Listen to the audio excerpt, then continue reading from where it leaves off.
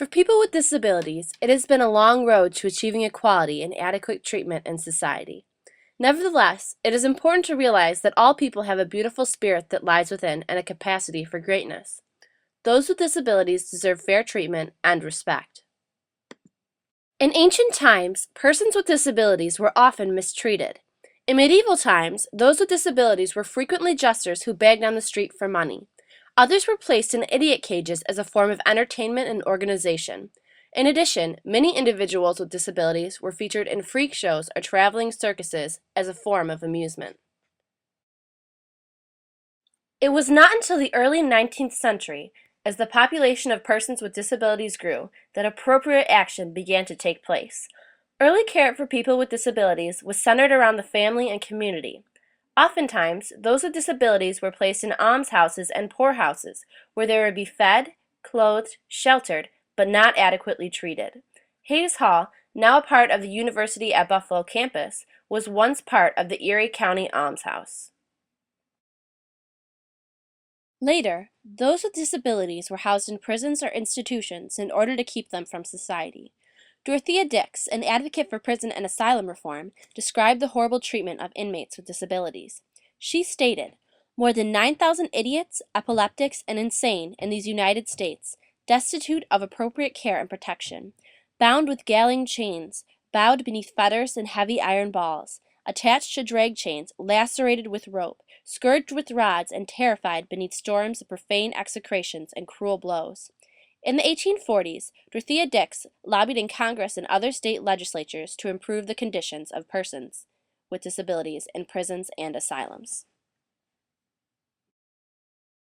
Dix's social movement eventually resulted in the formation of separate institutions and asylums for those with disabilities, the first of which was built in Trenton, New Jersey in 1845.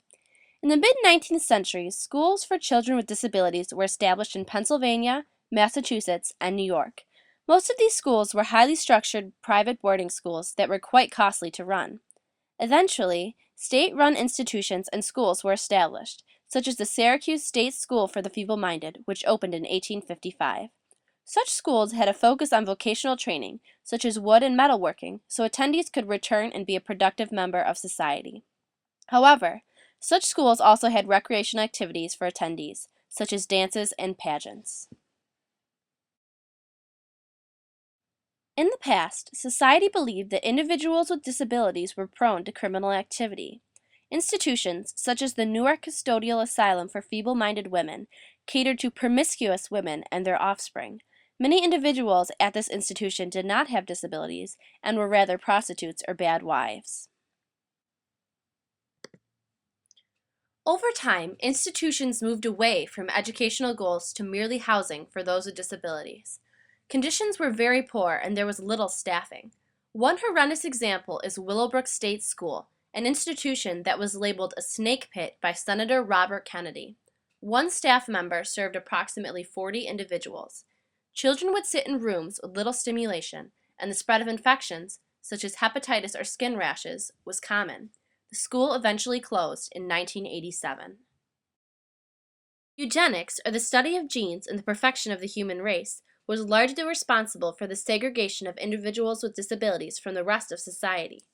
Eugenics strived to create the perfect human being and remove those who are less than perfect from the gene pool. This was done by placing people with disabilities in institutions, forceful sterilization, and immigration quotas. In 1922, Harry Laughlin created the Model Eugenical Sterilization Law, which made sterilization constitutional. After Hitler's T4 program, eugenics began to lose popularity. In the mid to late 20th century, those with disabilities made significant gains in treatment options and conditions. Deinstitutionalization, or the movement of people with disabilities from institutions to smaller, community-based care, began. Today, services such as People Incorporated service those with special needs in group homes. Laws, such as the Americans with Disabilities Act, began to form and guarantee rights for people with disabilities. Advancements in rehabilitation tools, the formation of the Special Olympics, and the creation of disability-conscious toys display the acceptance of individuals with disabilities into society. Individuals with disabilities have made great strides, but their journey is nowhere near over. Help make a change for the better by taking a pledge to stop saying the R word. Visit www.rword.org for more information.